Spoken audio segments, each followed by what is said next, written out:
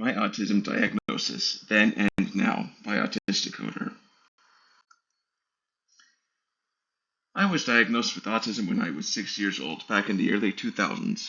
We weren't seeking out that diagnosis. It started during a pediatric visit for my sister, when the doctor noted some of my behaviors and suggested we look into an evaluation.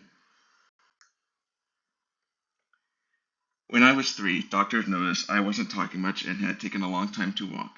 I was screened and found to have motor and speech delays, but back then the advice was just to wait and see.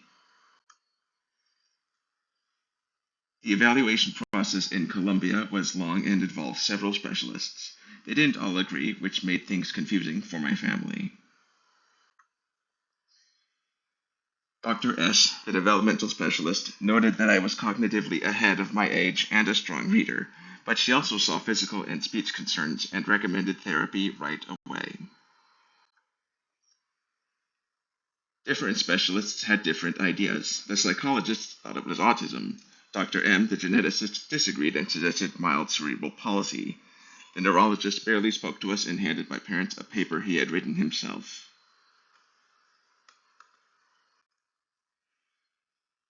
In the end, Dr. S. reviewed all the findings and gave me a diagnosis of Asperger's or high-functioning autism, labels that were typical back then but have since been retired.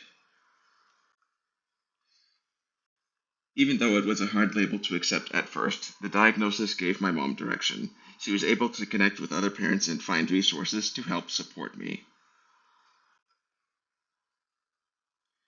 Back then, autism was talked about in terms like high functioning. Now we use support levels, and there's more understanding that autism isn't linear.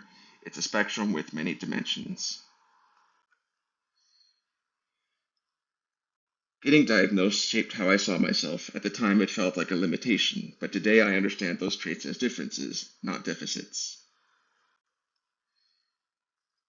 Thank you for listening. If this resonated with you, I'd love to hear your story too. Drop it in the comments section below.